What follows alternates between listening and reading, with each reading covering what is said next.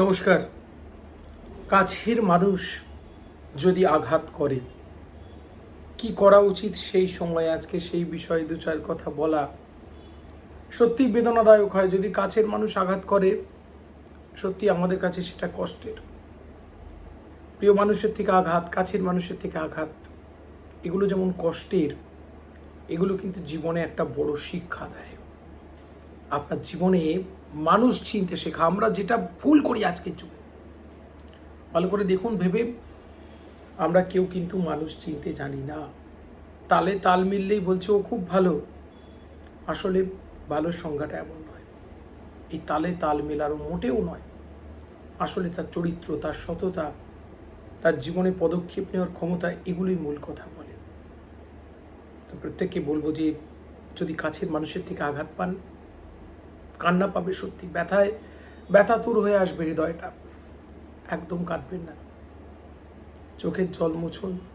ঠাকুর, ভগবান, ঈশ্বর, খোদা, গড যাকে আপনি মানেন তাকে একটা থ্যাংক ইউ বলুন। আজকের যুগে না এই থ্যাংক ইউ বলাটার খুব দরকার আছে।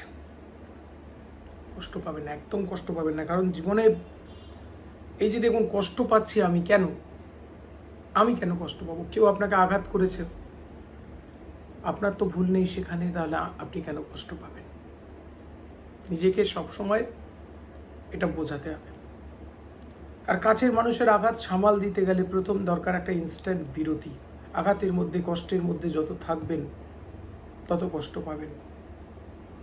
এই পরিবেশ থেকে বেরিয়ে যেতে হবে। থাকবো না খুব বদ্ধ ঘরে, দেখবো এবার জগৎটাকে। উন্মুক্ত হন। আমাদের সংসারে মাঝে মাঝে দেখবেন হাঁপসে উঠি আমরা, পারছি না যেন সংসারের সমস্যা, জ্বালা যন্ত্রণা, এগুলো নিয়ে আমরাও মাঝে মাঝে যেন হাঁপসে উঠি। তখন আমাদের মুক্তির উপায় কি বলুন তো? এই আকাশে আমার মুক্তি আলোয় আলোয় সবাই খোঁজেন না? সেই রকম সব ছেড়ে দিয়ে একটু বেরিয়ে পড়ি মনে হয় না? কাছের মানুষের আঘাত দিলে প্রথম হচ্ছে পরিবেশ পরিবর্তন। প্রত্যেকে পরিবেশ পরিস্থিতিটা একটু পরিবর্তন করুন, আমি বলবো খুব দরকার। বিরতি দরকার। কাছের মানুষ সবাইকে যদি বাদ দিয়ে চলতে শুরু করি না, শেষে দেখবেন কেউ নেই আপনার পাশে। আপনি অত্যন্ত একা হয়ে পড়েছেন। ওইভাবে আমি বলছি না সবাইকে ছেড়ে যাওয়ার কথা, তবুও আমরা একটুখানি বিরক্ত থাকি না, একটু বিরতিতে থাকি। কাছের মানুষ থেকে আঘাত পেয়েছি, খুব মনোকষ্ট। তুমি কার, কে তোমার, এই কথাগুলো বারবার মনে করুন। কেউ কারণ নয়, আসলে কাছের মানুষ কেউ নয়। পুরোটাই স্বার্থ, অর্থ, আর বাকিটা মিথ্যে অভিনয়। এই সেলফ রিয়েলাইজেশনটা করুন। কিছুদিন ঘুরে আসুন পরিবেশ পরিবর্তন করে, আবার পুনরায় নিজের স্টিমে চলুন।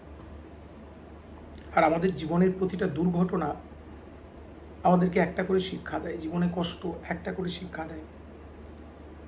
সেই শিক্ষাগুলো আমার আপনারা জানেন অলরেডি। এই দুর্ঘটনাগুলো আমাদেরকে জীবনে একটা করে শিক্ষা দিয়ে যায়। শিক্ষাটা নিয়ে জীবনের বাকিটা পথ চলতে হয়। আজ থেকে প্রায় বছরখানেক আগে, 1 বছরের বেশি, আমার অত্যন্ত নিকটজন, তার ক্যান্সার হয়। ক্যান্সার 4th স্টেজ, প্রথমেই ধরা পড়ছে। তা হঠাৎ করে আমি জানতাম কিছু মানুষ তার আমার পাশে থাকছে সবসময়।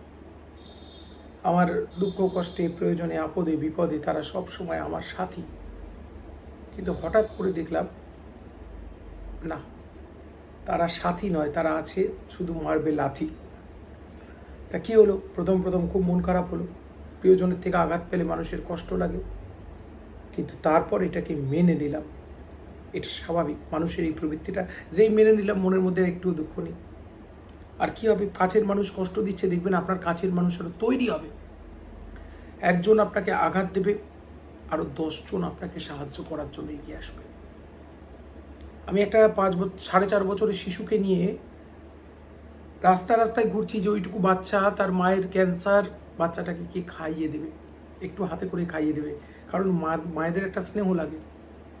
তো যারা মুখ ফিরিয়ে নিয়েছিলেন, বাচ্চাটার কথাও ভাবেননি, তারা মুখ ফিরিয়ে নিয়েছেন। কিন্তু একদল নতুন মানুষ, অপরিচিত মানুষ, আমার সঙ্গে সেইভাবে তাদের সখ্যতা নেই, তারা শিশুটির দায়িত্ব নিয়ে ফেললেন।